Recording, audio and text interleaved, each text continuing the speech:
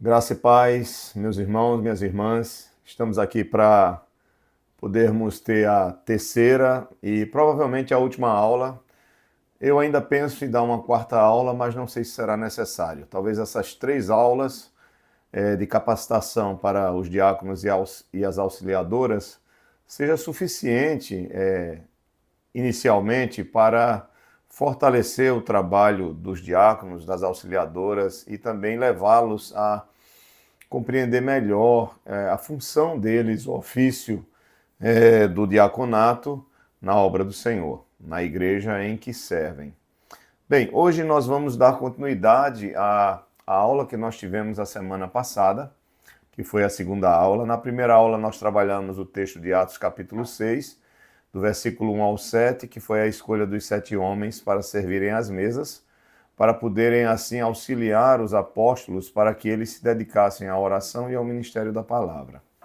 Na semana passada nós estudamos 1 Timóteo capítulo 3, do versículo 8 até o versículo 10, e vimos aqui as qualificações dos diáconos, né? A primeira parte, até porque hoje, a partir do versículo 12 e também o versículo 13, nós temos algumas qualificações a mais para completar aí essas qualificações do diácono que serve, né, nesse ofício na Igreja do Senhor. Entre as qualificações dos diáconos, nós temos aqui um parênteses para tratar sobre as mulheres, né, sobre as mulheres que servem também ao Senhor na obra para facilitar esse trabalho diaconal na igreja. Não necessariamente que essas mulheres sejam diaconisas, nós não temos essa certeza, essa segurança. Não estou aqui para dizer que as igrejas que têm diaconisas estão erradas, mas o texto aqui, ele não nos dá tanta certeza de que essas mulheres têm um ofício à parte de diaconisas. Parece muito mais que essas mulheres não necessariamente são esposas dos diáconos, senão Paulo seria muito claro em relação a isso, porque nem todo diácono necessariamente precisava ser casado, mas essas mulheres são servas de Deus que trabalham na igreja e que servem de auxiliadoras. Auxiliadoras de quem? Desses diáconos que estão servindo, para facilitar ainda mais o trabalho diaconal na igreja e assim facilitar também o trabalho do presbítero, do bispo, do pastor, daquele que cuida do rebanho e que tem a principal função de ensinar a palavra de Deus, de alimentar o rebanho com a verdadeira palavra de Deus. Mas vamos para o nosso texto e vamos deixar que a própria palavra de Deus fale conosco. O meu desejo é que o Espírito Santo possa me usar através da sua palavra e falar ao seu coração, a você que me ouve. E a você que é diácono, a você que é auxiliadora ou é chamada de diaconisa, não importa, que você possa servir o Senhor da melhor forma para glorificá-lo em sua vida. É uma nobre função, é uma nobre tarefa essa a qual nós somos chamados para servir ao Senhor, ou como presbíteros, bispos, ou como diáconos, ou como auxiliadoras. Deus, ele tem nos chamado e isso é honrável para cada um de nós. Então vamos para o nosso texto. Hoje nós vamos dar continuidade lendo a partir do versículo 11 até o versículo 13 e a gente termina essa parte das qualificações dos diáconos, tendo aqui entre parênteses os requisitos das mulheres que são auxiliadoras desse trabalho, ok? Então vamos para a leitura, depois nós oramos e aí então nós vamos para a exposição do texto. Diz assim a palavra do Senhor. Da mesma sorte quanto a mulheres, é necessário que sejam elas respeitáveis, não maldizentes, temperantes e fiéis em tudo. Aí ele volta agora a falar do diácono. Verso 12. O diácono seja marido de uma só mulher e governe bem seus filhos e a própria casa, pois os que desempenharem bem o diaconato alcançam para si mesmos justa preeminência e muita intrepidez na fé em Cristo Jesus. Vamos orar? Pai, nós te agradecemos por esse momento. Pedimos que teu Espírito Santo fale ao nosso coração. que o Senhor perdoe nossos pecados e nossas falhas e nos ajude a fazer aquilo que é melhor para a tua obra e que venha glorificar o teu nome em nossas vidas, porque nós não podemos desperdiçar os dons que o Senhor tem nos dado, o chamado que o Senhor tem nos dado e fazermos o melhor para ti. Em nome de Jesus. Amém. Bem, vamos começar com o versículo 11 e vamos tentar entender esse texto.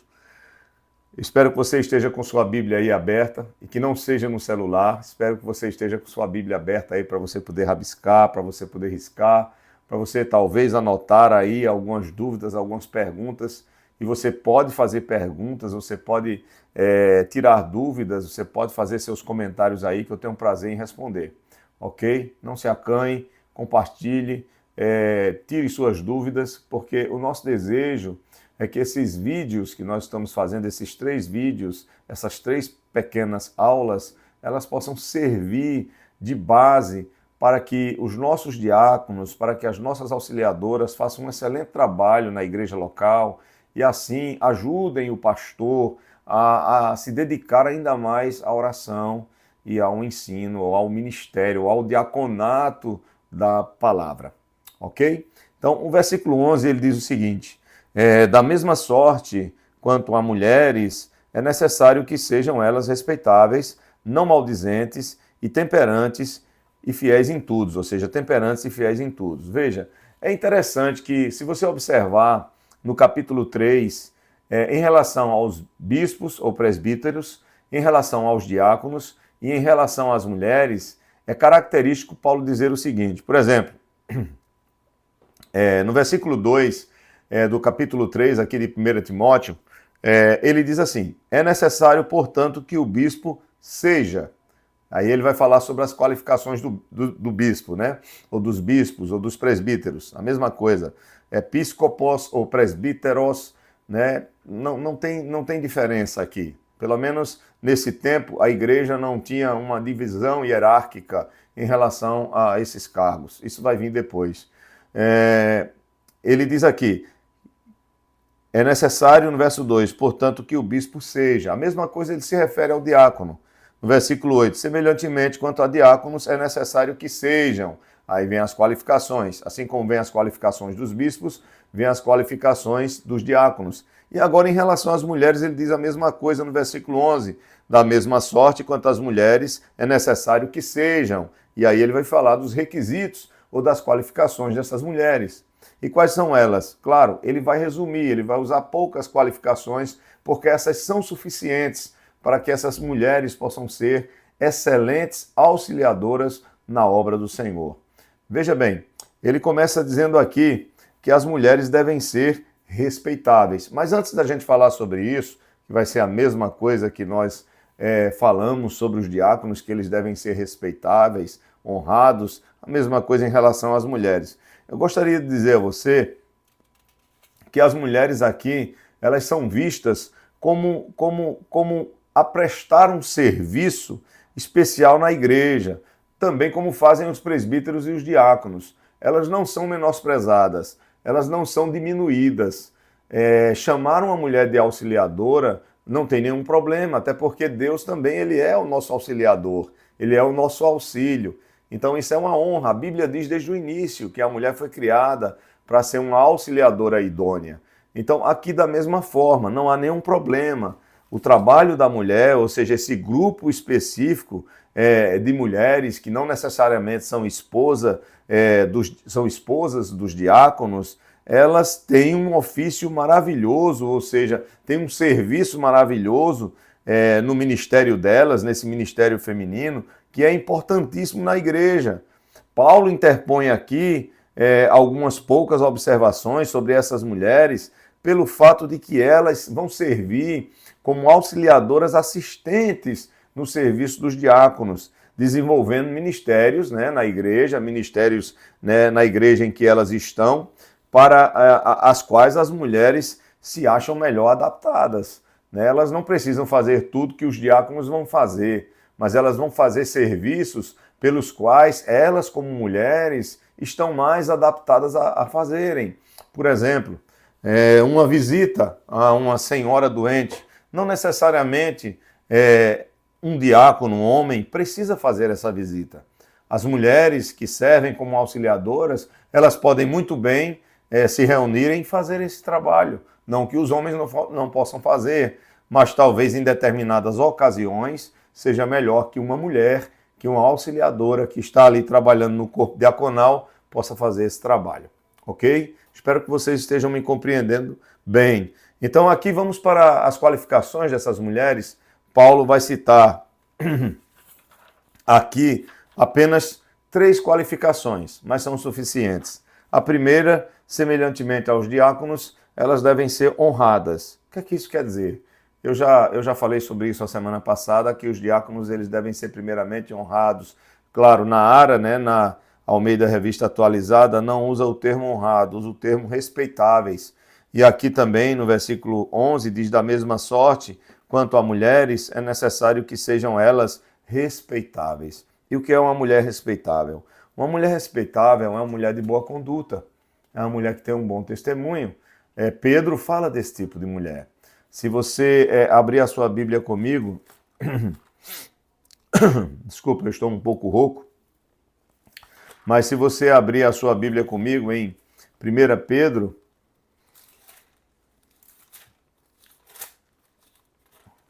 primeira carta de Pedro, no capítulo 3, Pedro vai trazer algumas orientações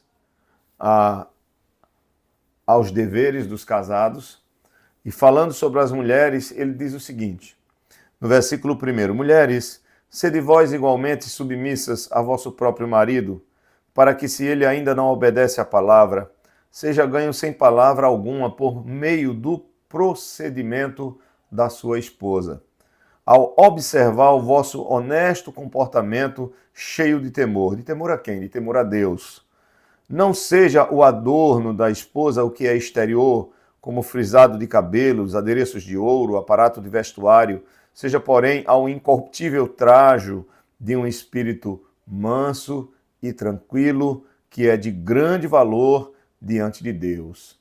Não que seja proibido as mulheres usarem adereços, usarem peças que venham trazer belezas, uma maior beleza para a sua pessoa, mas que isso não seja a prioridade, que isso não seja o mais importante para uma mulher, principalmente naquela época que era muito mais exagerado, né? Mas hoje também existem alguns exageros em algumas igrejas e torna a mulher realmente, em vez de ser uma mulher respeitável, uma mulher vulgar. E isso é triste para o evangelho, isso é triste para o testemunho dela. Ela perde o respeito tanto daqueles que não são crentes, como daqueles que servem ao Senhor e que estão ali congregando com ela. Mas ele usa o exemplo aqui do Antigo Testamento, quando Pedro diz aqui no capítulo 3 de 1 Pedro, verso 5, pois foi assim também que a si mesmas se ataviaram outrora as santas mulheres que esperavam em Deus, estando submissas a seu próprio marido, como fazia Sara, que obedeceu a Abraão, chamando-lhe Senhor, da qual vós vos tornastes filhas, praticando bem e não temendo perturbação alguma. Então, essa mulher que se adorna interiormente, que é uma mulher que tem vida com Deus, que é uma mulher que tem comunhão com o Senhor, que é uma mulher que é temente a Deus, que se preocupa com o seu testemunho, que é respeitável, é esse tipo de mulher que deve servir no diaconato, é esse tipo de mulher que deve servir como auxiliadora dos diáconos na obra do Senhor. Não que isso faça dela menor, muito pelo contrário, isso vai fazer com que ela glorifique ainda mais a Deus com a sua própria vida.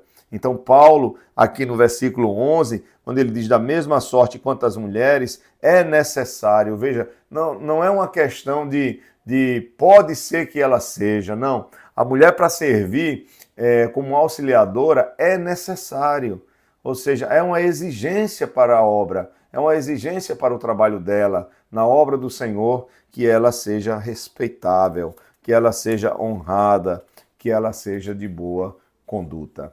Essa é a primeira qualificação para a auxiliadora, ou para as auxiliadoras. A segunda é que ela não seja maldizente. Isso aqui é interessante. Ele diz aqui ainda no versículo 11, Quanto às mulheres, é necessário que sejam elas respeitáveis, não maldizentes.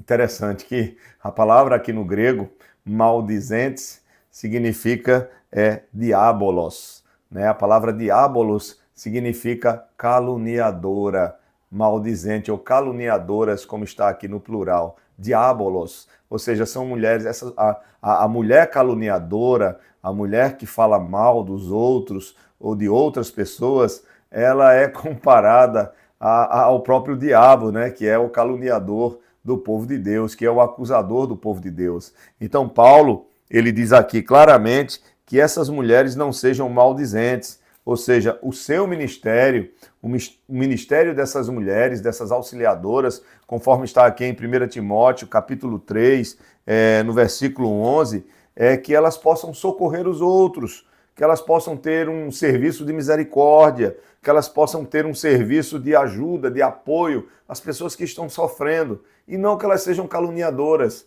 É uma vergonha, é uma tristeza, irmãos, para uma mulher que está servindo como auxiliadora no diaconato e ela é aquela pessoa que sempre está falando mal dos outros, sempre está comentando das pessoas da igreja, de fulano, de cicrano, de beltrano, falando mal, criticando, falando das falhas, né? Isso realmente é uma tristeza, isso destrói a comunhão da igreja e isso realmente é uma porta aberta para que Satanás possa realmente investir na igreja e prejudicar a comunhão, o crescimento espiritual da igreja local, da igreja do Senhor. Então, a serva de Deus, que é uma auxiliadora, o que você chama na sua igreja de diaconisa, ela tem que ser respeitável e ela não pode ser diabolos, ela não pode ser uma caluniadora, ela não pode ser uma maldizente, ela tem que ser uma mulher sábia nas suas palavras. É interessante que Provérbios vai falar sobre isso, né? Que a mulher sábia edifica a sua casa. E a mulher sábia edifica a sua casa tanto com o seu testemunho, sendo respeitável, sendo honrada, tanto com as suas palavras. É interessante, eu tenho um presbítero na igreja, né, o presbítero Spencer, e ele diz o seguinte: a mulher deve ser sábia. Veja, o acento agudo, ou a sílaba tônica é a primeira. A mulher deve ser sábia, né, e não a última, né? Ou seja, a mulher não deve ser sabiá, né? Ou seja, que fala muito, que comenta muito, que critica muito, uma mulher rixosa. Não é esse tipo de mulher. Não é uma mulher sabiá, é uma mulher sábia. A mulher sábia, ela edifica a sua casa e não é diferente. Se ela edifica a sua casa e ela está servindo na casa do Senhor, ela também edificará a casa do Senhor. Então isso é muito importante, que essas mulheres não sejam caluniadoras, porque se elas forem caluniadoras, elas se assemelharão ao diabo e não a Jesus.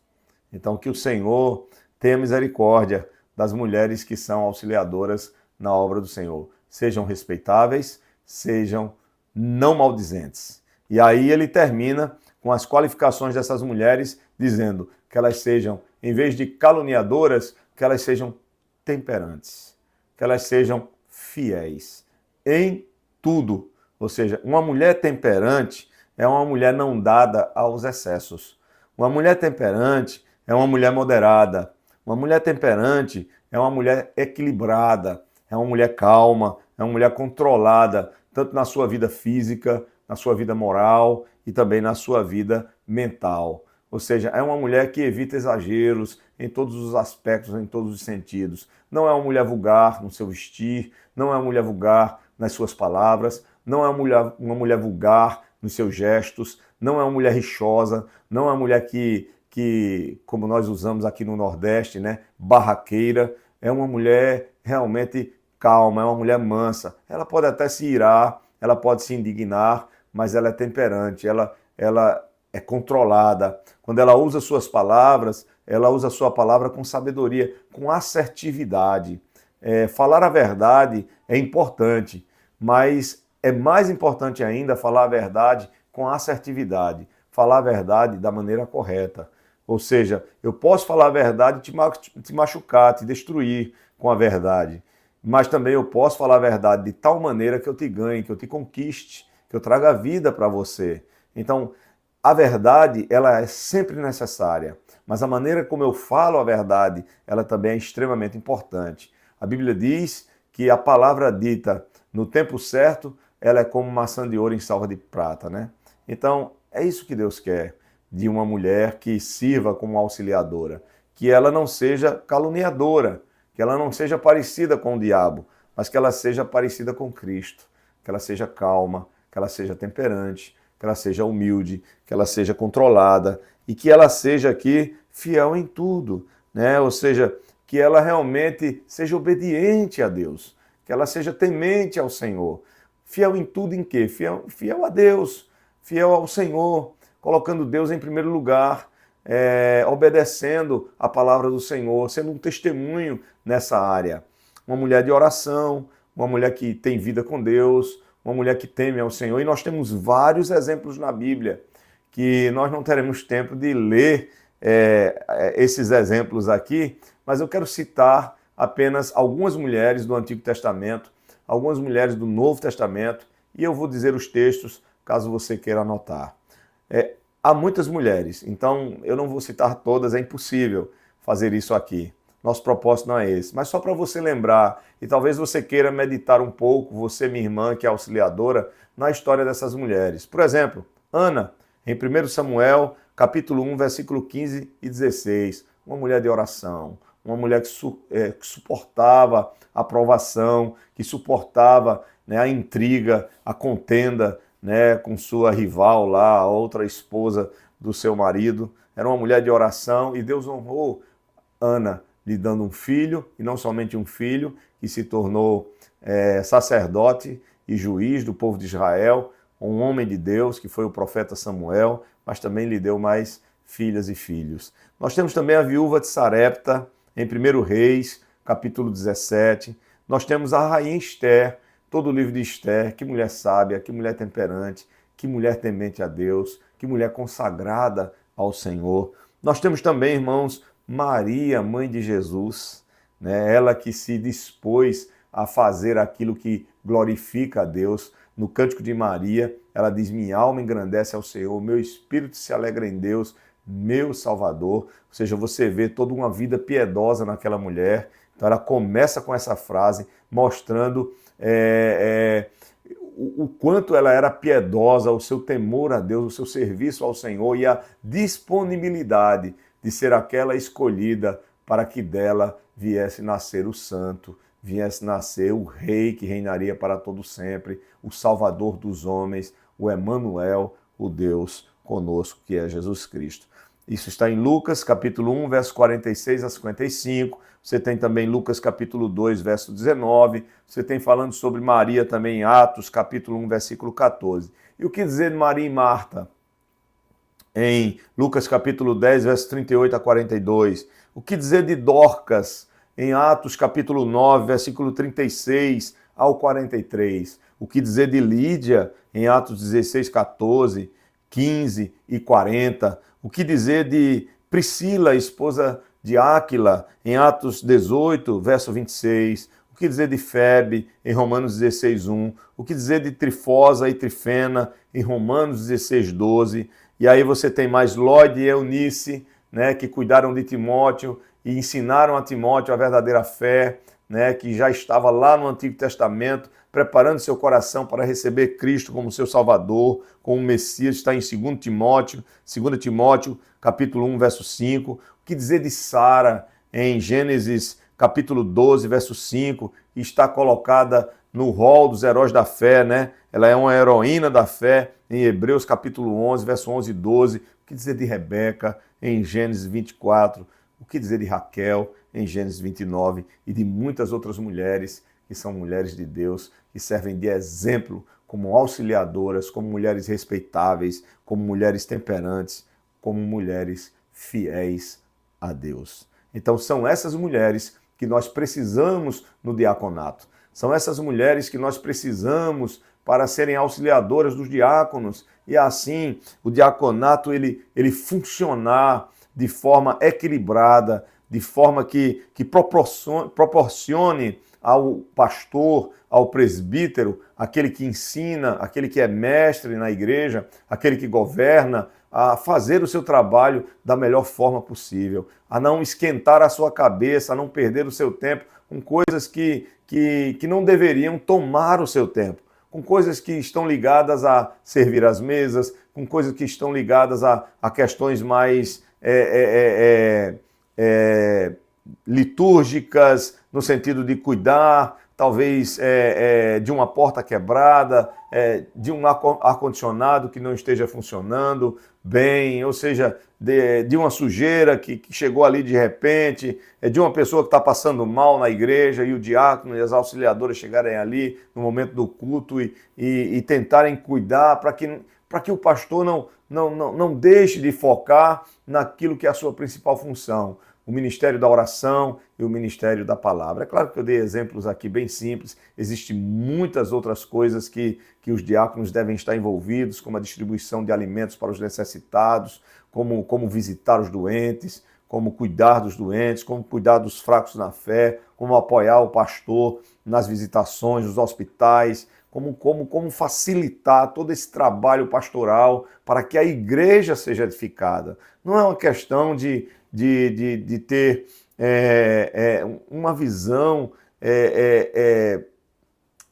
mercenária de achar que, não, o pastor é assalariado da igreja, ele que faça todo o trabalho. Não é assim que funciona, meus irmãos. Não é assim que funciona. O trabalho de Deus não é assim. Não é assim que a Bíblia nos ensina. A Bíblia nos ensina que o trabalho deve ser feito por várias pessoas, cada um com seus dons, e assim é o corpo de Cristo. É claro, o presbítero que se afadiga no ensino, na palavra, ele é merecedor de dobrados honorários. Está escrito em 1 Timóteo capítulo 5, verso 17 e 18. Não tem para onde correr, essa é a verdade de Deus. E se você não tem feito isso, não tem facilitado esse trabalho, então infelizmente você não está sendo um bom diácono ou sendo uma boa auxiliadora. E talvez esse não seja o seu lugar. Talvez você tenha sido colocado no diaconato, talvez, não sei, porque talvez você seja uma pessoa importante na igreja, talvez você seja uma pessoa antiga na igreja, talvez você tenha, sei lá, uma habilidade em alguma área que a igreja necessite e acharam que você deveria ser um diácono ou uma auxiliadora, mas talvez você não tenha esse chamado. Reflita bem sobre isso. Será que essas qualificações que nós lemos aqui dos diáconos, desde o versículo 8, e agora abrindo esse parêntese para as auxiliadoras, no versículo 11, se encaixam na sua vida? Você está buscando isso? Você está crescendo nisso? Não que você seja perfeito nisso, nós não somos perfeitos, né? Nós estamos crescendo e devemos crescer nessas qualificações. Mas devemos ler esse texto, refletir nesse texto e ver se realmente esse é o nosso lugar. De qualquer forma, como crentes, nós temos que buscar a santificação. Mas se tivermos esse ofício do presbiterato ou do diaconato, então essas qualificações elas não podem deixar de existir e de estarem crescendo e sendo desenvolvidas em nossa vida de forma paulatina. Ok? Então, continue comigo. É interessante que, ao contrário de uma mulher temperante e de uma mulher fiel em tudo, nós temos as mulheres caluniadoras, como ele cita aqui, que essas mulheres não sejam caluniadoras, e nós temos mulheres que contrastam as mulheres santas, que eu citei aqui, como Ana, como Maria, mãe de Jesus, como Marta e Maria, como Sara, como Rebeca, como Raquel, como Dorcas, como Lídia, como Priscila e muitas outras, como Maria Madalena, mas existem mulheres na Bíblia que são um péssimo exemplo. E, infelizmente, não é diferente em algumas igrejas. Tem mulheres que são escolhidas para serem auxiliadoras ou chamadas de diaconisas que são perversas, que são caluniadoras, que servem para prejudicar a obra em vez de ajudar a obra a crescer. Eu tenho um exemplo aqui, irmãos, que está em Gênesis 39, do 7 ao 33, nós não vamos ler, de uma mulher caluniadora e perversa, que foi a mulher de Potifar. E o que dizer também de Jezabel em 1 Reis, capítulo 21, do 5 ao 10. Veja o que 2 Timóteo capítulo 3, é só passar algumas folhas aí. 2 Timóteo, capítulo 3, versículo 6 ao 7 diz. Versículo 6 ao 7 diz assim: pois entre estes se encontram, ele está falando aqui dos homens dos últimos dias, suas características negativas. Ele está falando de homens que são falsos mestres, que se infiltram na igreja, que são prejudiciais à santidade, à comunhão da igreja. E ele diz aqui no verso 6 de 2 Timóteo 3, pois entre estes se encontram os que penetram sorrateiramente nas casas e conseguem cativar mulherinhas sobrecarregadas de pecados, conduzidas de várias paixões, que aprendem sempre e jamais podem chegar ao conhecimento da verdade. Isso é muito sério, meus irmãos. Infelizmente, existirão essas mulheres ou esses tipos de mulheres que vão aprender sempre, mas nunca vão chegar ao conhecimento da verdade. Talvez agora você me ouvindo, você esteja pensando em algumas mulheres que fazem parte da membresia da sua igreja e que são caracterizadas por esses exemplos aqui que nós acabamos de citar. Esse tipo de mulher não deve passar nem perto do serviço do diaconato da igreja.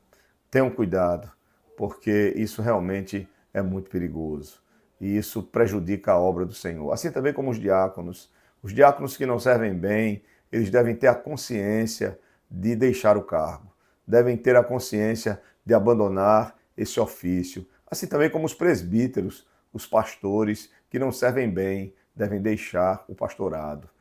Esse é o meu conselho. Ou se consertam, ou se arrependem, ou deixem o pastorado. Ou procurem crescer, procurem se santificar no Senhor, pela graça do Senhor, não pela sua própria força, ou deixem o pastorado, deixem o diaconato, deixem de ser auxiliadoras. Não continuem, deem lugar a outros que podem fazer melhor do que você e glorificar a Deus nessa obra. Porque a quem mais se é dado, muito mais se é cobrado. Então, se você está nesse ofício, então cuidado, o Senhor vai cobrar de você. O juízo começa por nós, começa pela casa de Deus.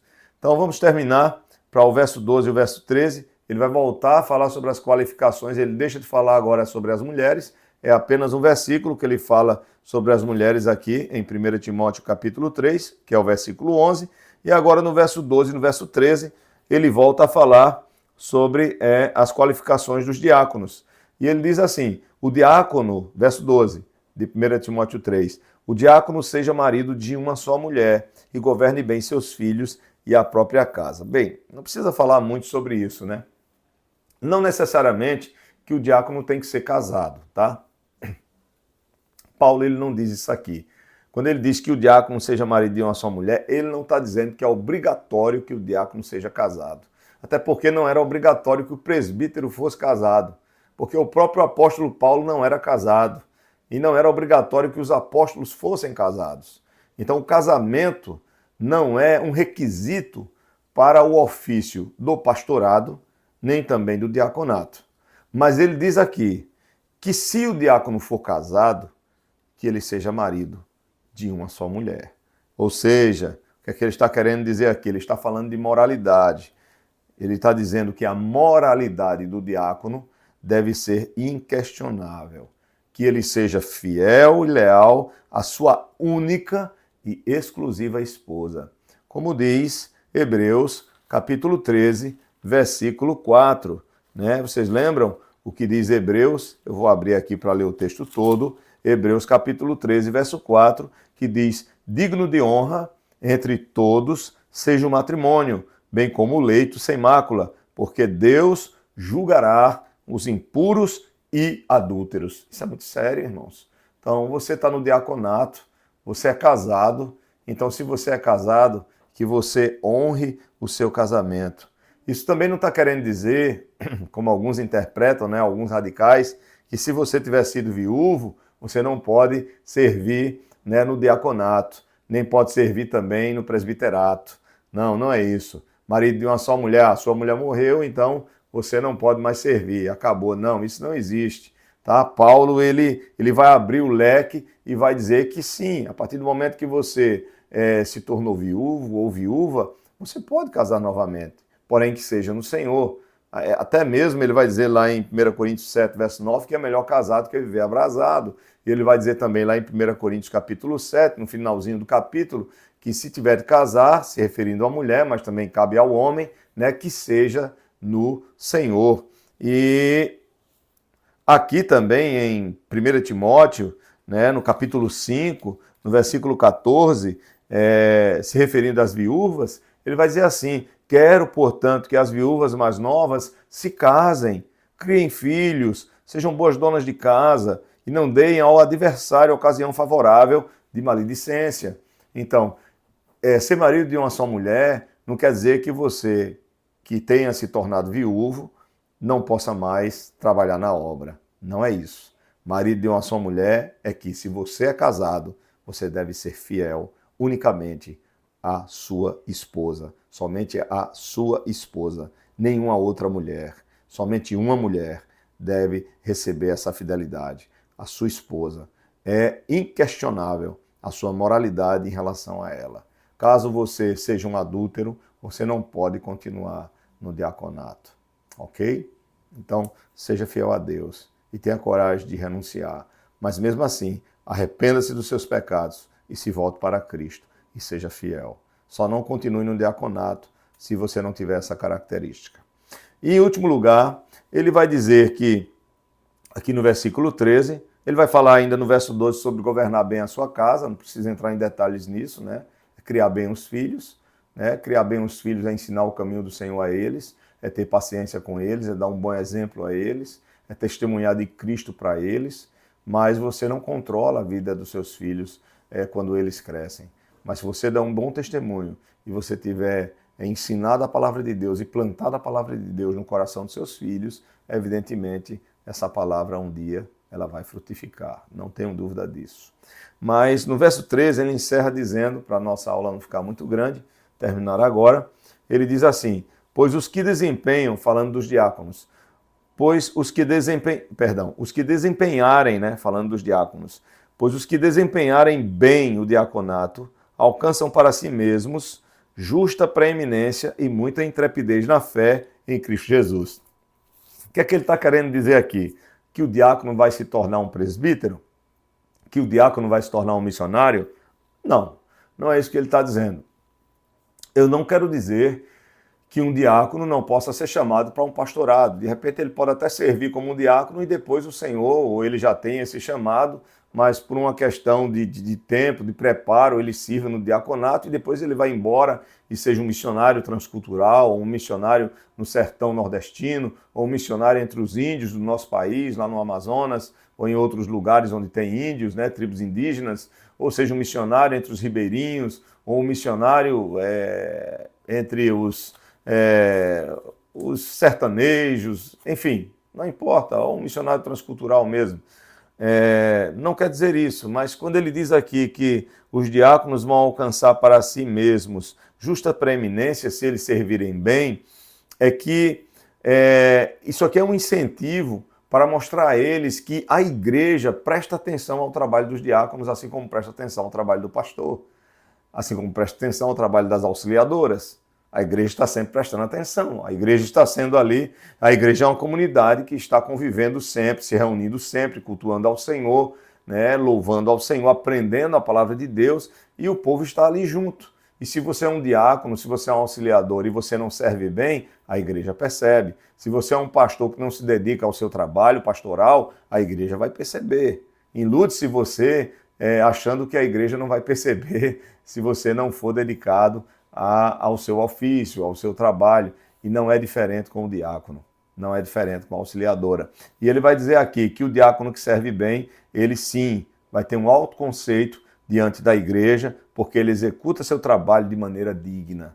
E é interessante que nós poderíamos aqui pelo menos fazer duas perguntas, né? Eu quero aplicar isso para a sua vida. Essas duas perguntas eu gostaria que você guardasse no seu coração. A primeira, é assim que a sua igreja lhe vê?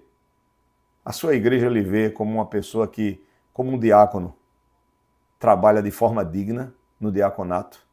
Você realmente é um diácono que é um exemplo de diácono na sua igreja? É assim que a igreja lhe considera? É esse o conceito que você tem da sua igreja local?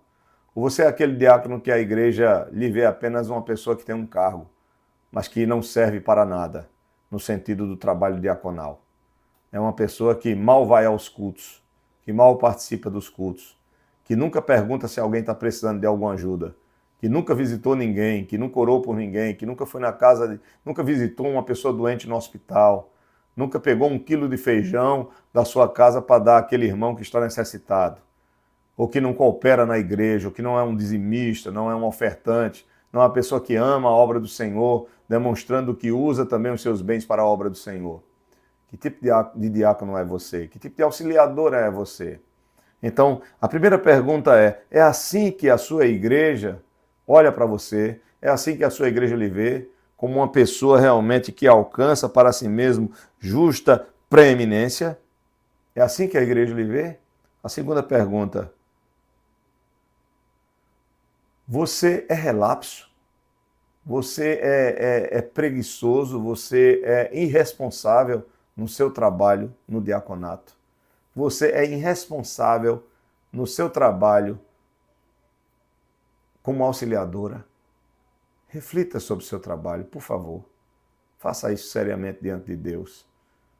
Olhe para si mesmo, ore ao Senhor. Você não precisa me dar nenhuma satisfação em relação a isso. É você e Deus, primeiramente. Depois você pode chegar ao seu pastor e dizer, pastor, eu quero melhorar, me ajude. Ou então você pode chegar ao seu pastor e dizer, pastor, eu não tenho condições de continuar. Esse não é o meu lugar. Eu preciso crescer muito. Eu preciso de ajuda, eu preciso crescer muito, mas eu estou muito, muito, muito longe disso aqui. Eu estou completamente fora de tudo que a palavra de Deus está dizendo para eu ser no diaconato. Aí você vai ser sincero e vai dizer, escolha outro, que está servindo melhor do que eu. Eu preciso crescer, preciso dar ajuda, mas não se afaste do Senhor por causa disso, nem tampouco da igreja. A gente tem que ser muito humilde para reconhecer nossas falhas e dizer, eu quero parar aqui de fazer o que eu estou fazendo, porque eu não estou fazendo bem. Ok? Então, preste atenção nisso. É assim que a igreja do Senhor, a sua igreja local lhe vê, uma pessoa que tem justa preeminência, uma pessoa que tem um alto conceito diante da igreja pelo seu trabalho, ou não?